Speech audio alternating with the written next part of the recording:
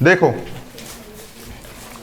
अपनी प्रश्नावली क्या चल रही है, 2.5 के प्रश्न 5, जो आपको ये कह रहा है कि यहां पर आपको एक बहुपद दिया गया है, उस बहुपद का आपको क्या करना है, गुणनखंड ज्ञात करना है।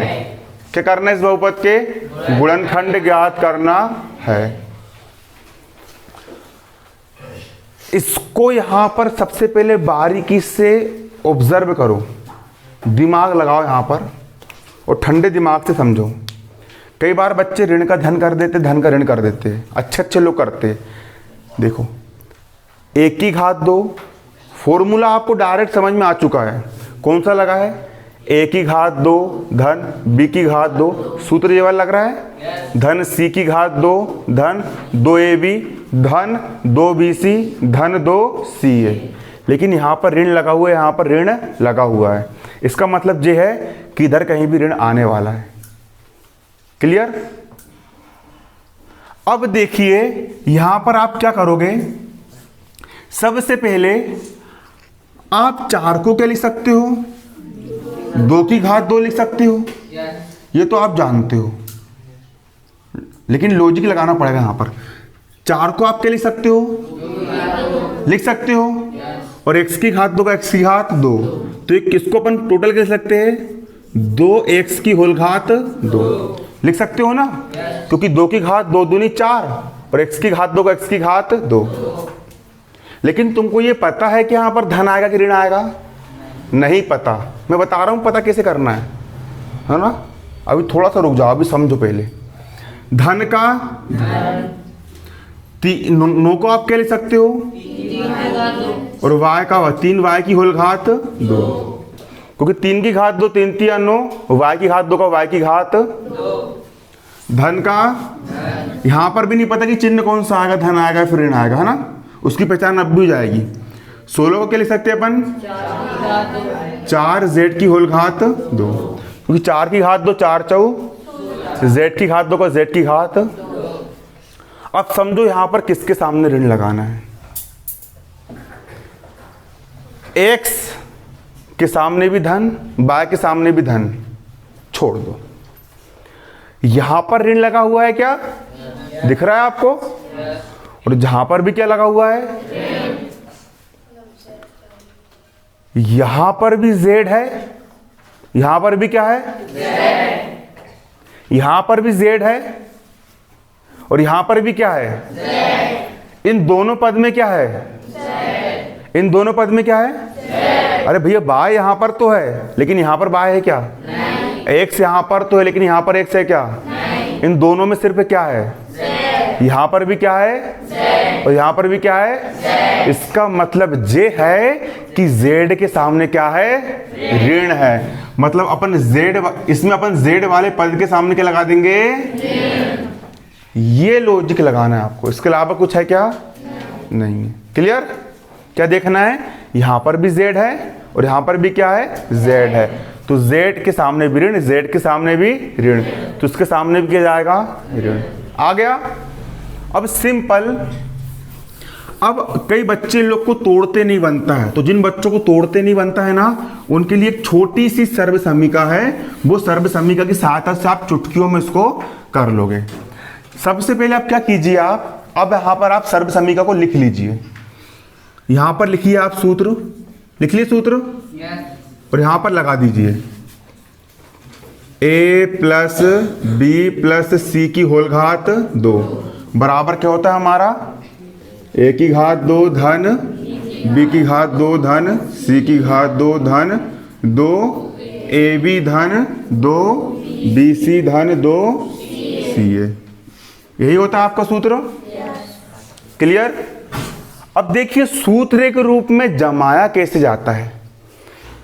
a की घात 2 लिखा है, यहां ये हो गया a की घात 2, मतलब a का मान कितना है, यहां पर 2x है। लगा लॉजिक। जहां b की घात 2 लिखा है, यहां 3y की घात 2 लिखा है, मतलब b का मान कितना है, 3y। यहाँ c की घात 2 लिखा है, यहाँ ऋण 4z की घात 2 लिखा है, मतलब c की घात 2 कितना है, ऋण 4z की घात 2।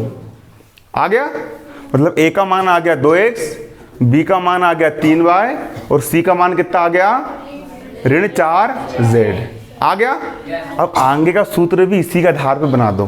धन का 2 का a लिखा है और a का मान कितना है 2x, a का मान कितना रख दोगे 2x इंटू b का मान कितना है 3y, b की घात 2, b का मान कितना है 3y, तो b का मान कितना रख दोगे 3y।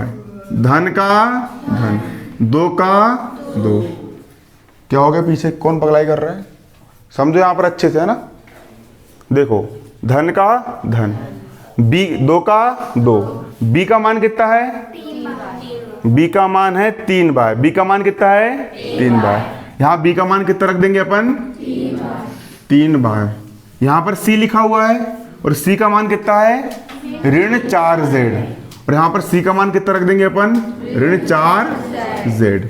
धन का 2 का 2, यहाँ c लिखा हुआ है और c का मान कितना है अपना, c का मान है ऋण 4z, तो c का मान कितना रख देंगे अपन ऋण 4z और यहाँ a लिखा हुआ है और यहाँ a का मान कितना है 2x, तो यहाँ पर a का मान कितना रख देंगे 2x। अब तो सबको समझ में आ गया होगा, आ गया।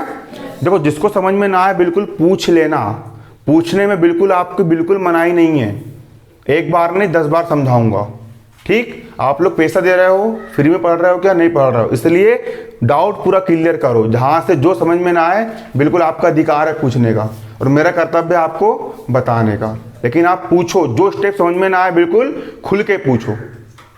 क्लियर, जो समझ में ना आए बिल्कुल खुल के पूछो, एक बार नहीं अपन बार बार समझ लेंगे है ना, लेकिन पूछो जो समझ में ना आए। अब देखो सूत्र बना कि नहीं बना, a की घात 2 का a की घात 2, धन का धन, b की घात 2 का b की घात 2, धन का धन, c की घात 2 का c की घात 2, धन का धन, 2 का 2, a का a, b का b, धन का धन, 2 का 2, b का b, c का c, धन का 2 का 2, c का c, a का a। क्लियर। अब देखिए मतलब कि 12xy को आप ये लिख सकते हो, 12xy को ये लिखा जा सकता है। इसको हल करके देखे, 2 दूनी और 4 तिया आया 12, x इंटू वाई का xy। क्लियर। धन गुणित ऋण का ऋण, 2 तिया 6 और 6 चौ 24, y इंटू जेड का yz। धन गुणित ऋण का ऋण, 4 दूनी 8 और 8 दूनी 16, x डेट का xz, ऐसा बनता है वो। लेकिन आप लोग डायरेक्ट इसको ऐसा नहीं तोड़ पाते हो, तो इसको सूत्र की सहायता से ऐसा लिख दिया करो, लिख दोगे ना। अब जब इस वाले पद को आप a धन b की होल घात 2 लिख सकते हो, तो इस वाले पद को भी आप क्या लिख दोगे, इस वाले पद को भी आप लिख दोगे a हो गया आपका 2x, धन b हो गया आपका 3y, धन c हो गया आपका -4z की होल घात 2, लिख सकते हो ना। क्लियर।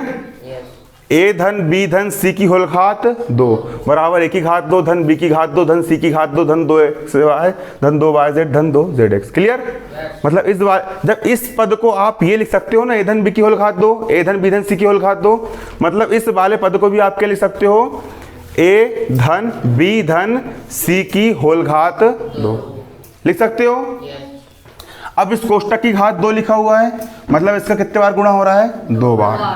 तो अगली स्टेप में पहली बार इसको फिर से लिख दो भाई, क्या हो जाएगा 2x धन 3y धन -4z की होल घात 2, घात 2 नहीं मतलब घात 2 मतलब तो 2 बार गुणा कर देंगे अपन, इनटू यहाँ पर कितना है 2x धन 3y धन ब्रैकेट में -4z की होल z है ना, इसकी घात 2 मतलब इस कोष्टक अपन कितने बार लिख दिए, 2 बार लिख दिए।